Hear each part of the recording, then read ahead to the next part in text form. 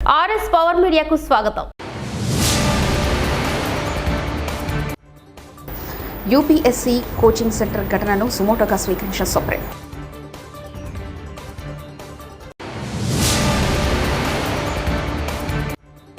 కలెక్టరేట్లో కాన్ఫరెన్స్లో పాల్గొన్న ముఖ్యమంత్రి Chandrababu, deputy CM Pawan Kalyan.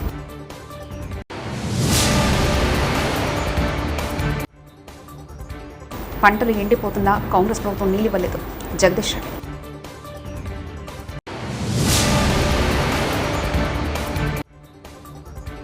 First మీటింగ్లోనే ఫుల్ క్లారిటీ, విజన్ బయటపెట్టిన Pawan Kalyan. Delhi Rajendra Nagar UPSC coaching centre ఘటనను సుప్రీంకోర్టు సుమోటోగా స్వీకరించింది. ఈ మేరకు సివిల్ సర్వీసెస్ అభ్యర్థుల మరణాలపై కేంద్ర ప్రభుత్వానికి, ఢిల్లీ ప్రభుత్వానికి నోటీసులు జారీ చేసింది. సివిల్ సర్వీస్ విద్యార్థుల మృతితో కళ్లు తెరవాల్సిన సమయం ఆసన్నమైందని సుప్రీం పేర్కొంది. కోచింగ్ సెంటర్ తరహా ఘటనలు పునరావృతం కాకుండా ఉండేందుకు ఎన్సీఆర్ భద్రతా చర్యలపై వివరణ ఇవ్వాలని సుప్రీంకోర్టు కోరింది. జూలై 27న రామోస్ కోచింగ్ సెంటర్ సెల్లార్ లైబ్రరీలో వరద నీరు చేరి ముగ్గురు యూపీఎస్సీ విద్యార్థులు మృతి చెందిన విషయం తెలిసిందే. ఢిల్లీ లిక్కర్ స్కామ్ కేసులో జైలు శిక్ష అనుభవిస్తున్న సీఎం అరవింద్ కేజ్రీవాల్కు షాక్ తగిలింది. ఢిల్లీ హైకోర్టులో ఆయన వేసిన కేబుల్ పిటిషన్ విచారించిన ధర్మాసనం పిటిషన్ను కొట్టివేసింది. దీంతో బెయిల్పై ఆశలు పెట్టుకున్న కేజ్రీవాల్ ఊరట తగ్గలేదు. ఈ ఘటనలో చట్టవిరుద్ధమైన అరెస్ట్ అని చెప్పలేమని జస్టిస్ నీనా బన్సాల్ కృష్ణతో కూడిన ధర్మాసనం పేర్కొంది. బెయిల్ దరఖాస్తు కోసం కేజ్రీవాల్ ట్రయల్ కోర్టును ఆశ్రయించే స్వేచ్ఛ ఉందని ఢిల్లీ హైకోర్టు స్పష్టం చేసింది.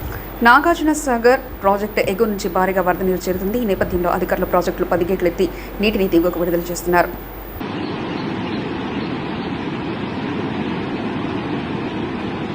ఆంధ్రప్రదేశ్లో భారీగా చెట్లు పెంచి అటవీ సంపద పెంచాలని అధికారులను ముఖ్యమంత్రి చంద్రబాబు ఆదేశించారు. మొక్కలు నాటి కార్యక్రమానికి ఉప ముఖ్యమంత్రి పవన్ కళ్యాణ్ బాధ్యత తీసుకోవాలని సీఎం కోరారు. ఏపీ సచివాలయంలో జిల్లా కలెక్టర్లు, ఎస్పీలు, అధికారులతో చంద్రబాబు చేపట్టిన సమావేశం కొనసాగుతుంది.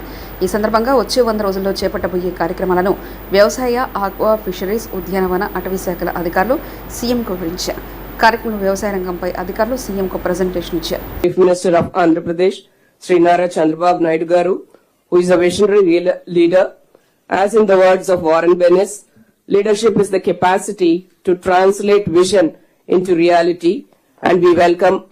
నేను ఇప్పుడు కాకుండా సమైక్య ఆంధ్రప్రదేశ్ లోనే ఫారెస్ట్ మీద చాలా శ్రద్ధ పెట్టాం. That is wealth. 1/3 ఇంకా more than 1/3 area, 40% area is forest. You are making barren lands. ఇవన్నీ రివైవ్ చేయలేకపోయాం. అందుకే నిన్న జరిగినటువంటి కేరళ యాక్సిడెంట్ కూడా that is also one of the reason. ఇప్పుడు దానికోసం నేనేమంటున్నానంటే, ఒకప్పుడు ఒక ఫారెస్ట్ ఉంటే చుట్టంతా కూడా టెంచెలు కొట్టాం. That 1 metre into 2 metres 3 metres. నీళ్లు ఎక్కడి నుంచి వచ్చినా కూడా దానికి ఒక ఇది చూపించి చెక్ డ్యాములు కట్టుకుంటూ వచ్చి ఫారెస్ట్ ఏరియాలో అక్కడనే నీళ్లు నిలబెట్టి అక్కడి నుంచి రీఛార్జ్ మొత్తం ల్యాండ్కి వచ్చేది. ఫారెస్ట్ అన్ని కూడా గ్రీనరీ బ్రహ్మాండంగా డెవలప్ అయ్యేది. నవ్ ఇంకో పక్క ఫారెస్ట్ ఏరియాలకు ట్రెంచెస్ కొట్టాం, లోపలికి వెళ్ళాం, విత్తనాలు బై హెలికాప్టర్లు పెట్టి విత్తనాలు చల్లే పరిస్థితికి వచ్చాం. అదే మాదిరిగా విధించి ఒక గడ్డపార మాదిరిగా ఒక ప్రత్యేకమైన ఇన్స్ట్రుమెంట్ ఇచ్చి విత్తనాలు ఈజీగా వేయడానికి సోయింగ్ కోసం తయారు చేశాం. ఇవన్నీ మీరు మళ్ళీ అవన్నీ రివైవ్. ఆంధ్రప్రదేశ్ ఉప ముఖ్యమంత్రి పవన్ కళ్యాణ్ తన విజన్ను కలెక్టర్ల సదస్సులో చెప్పేశారు.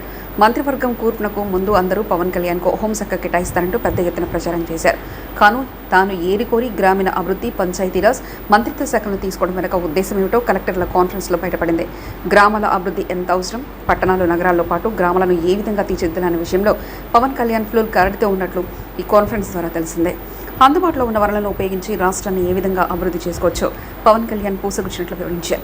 ఆంధ్రప్రదేశ్లో గ్రామాలను ఏ విధంగా ఆదర్శంగా తీర్చిదిద్దాలి, గ్రామీణ ఆర్థిక వ్యవస్థను ఎలా బలోపేతం చేయాలనే దానిపై డిప్యూటీ సీఎం పవన్ కళ్యాణ్ కలెక్టర్లకు దిశానిర్దేశం చేశారు. అధికారులు ఏ విధంగా ముందుకెళ్లాలి, ఏపీలో పనిచేయాలంటే గతంలో సివిల్ సర్వెంట్ అధికారులు పోటీ పడేవారని, గత 5 ఏళ్లలో ఏపీలో పనిచేయాలంటూ కొందరు భయపడే పరిస్థితి వచ్చిందని తెలిపారు.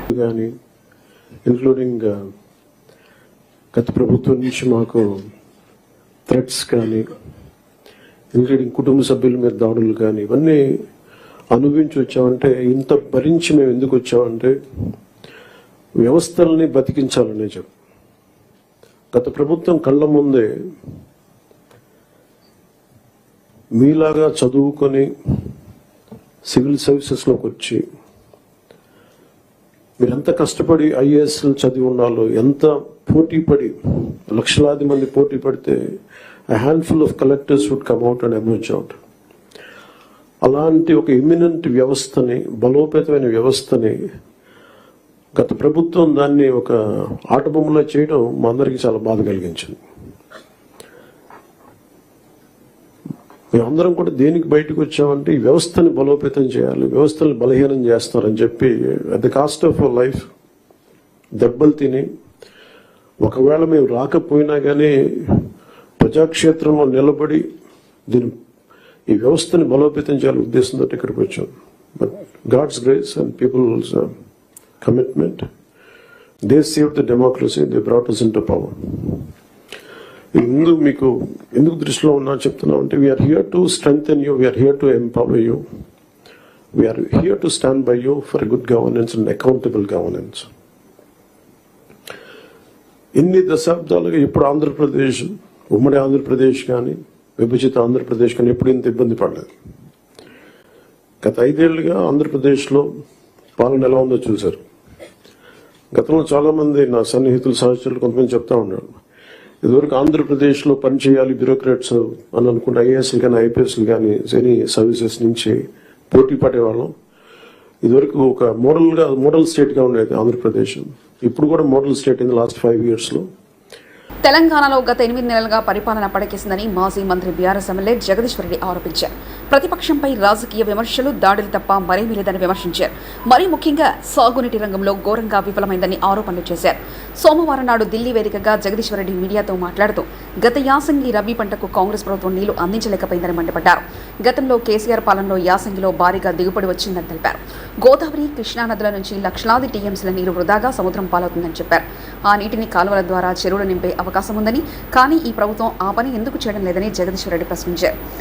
మేము డిమాండ్ చేస్తా ఉన్నాం, వెంటనే నాగార్జున సాగర్ ఎడమకాలో పైన కావచ్చు, ఆ పైన శ్రీశైలం పైన కావచ్చు, మహబూబ్ నగర్ జిల్లాలో ఉన్న అన్ని లిఫ్ట్ ఇరిగేషన్లు జూరాలతో సహా ప్రతి కాల్వల్ని కూడా పూర్తి స్థాయిలో 100% నీటిని వదలాలి. అన్ని లిఫ్ట్ ఇరిగేషన్లు పూర్తి స్థాయిలో పనిచేయించాలి. ఆ రకంగా మొత్తం వాగులు, వంకలు, చెరువులు అన్ని కూడా నింపాలి. భూగర్భ జలాలు పెరగడానికి వాగులు, వంకల్లో నీళ్లు ఉపయోగపడతాయి. ఆ సోయి తెచ్చుకోవాలి. మంత్రుల అవగాహన పెంచుకోవాలి. ఏ రకంగా వ్యవసాయాన్ని నిలబెట్టుకోవాలనే సోయి ఉండాలి. మంత్రులకు భూగర్భ జలాలను ఎట్లా పెంచుకోవాలనే సోయి ఉండాలి.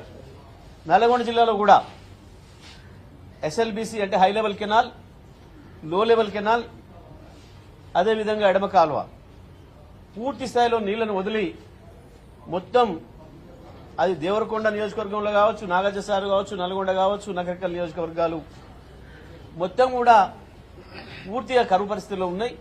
వెంటనే ప్రతి చెరువు, ప్రతి కుంట, ప్రతి వాగు, వంకను కూడా నింపాలి. పూర్తి స్థాయిలో నీళ్లను తీసుకురావాలి.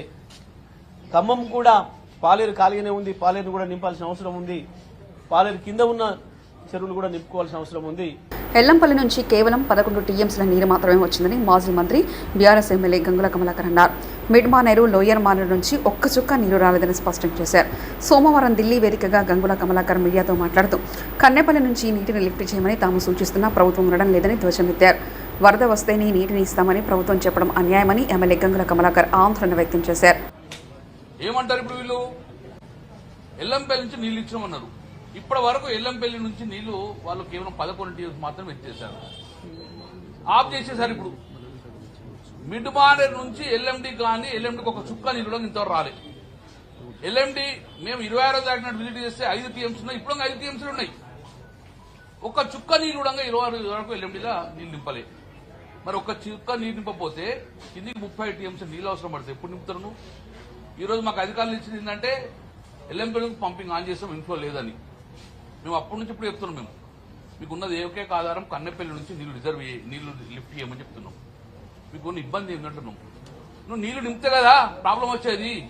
నీళ్లు నింపి అన్నారం నుంచి, సుందీల నుంచి మీరు ఎల్లంపల్లి నుంచి మాకు నీళ్లు నింపితే కదా ప్రాబ్లం వచ్చేది. కేవలం ఇప్పుడు ఏమంటారు, ఆపేసినాం మేము, ఫ్లడ్ వస్తే ఇస్తామంటారు. ఫ్లడ్ ఎప్పుడు వస్తుంది? కడెం ప్రాజెక్ట్ క్లోజ్ అయిపోయింది.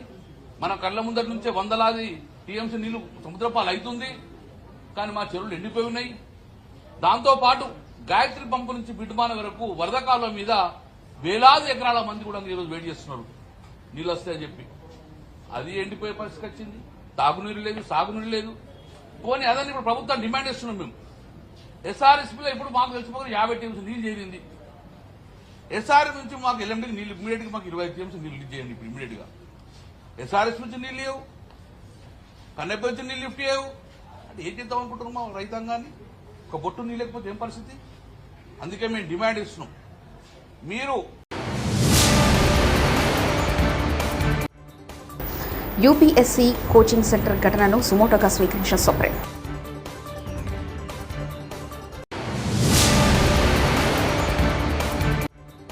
కలెక్టరేట్ల కాన్ఫరెన్స్ లో పాల్గొన్న ముఖ్యమంత్రి Chandrababu, deputy CM Pawan Kalyan.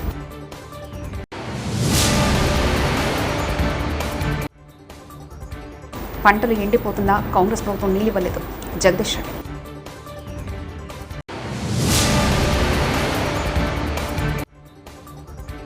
First meeting లోనే ఫుల్ క్లారిటీ, విజన్ బయటపెట్టిన పవన్ కళ్యాణ్. మరిన్ని న్యూస్ కోసం చూస్తూనండి RS పవర్ మీడియా.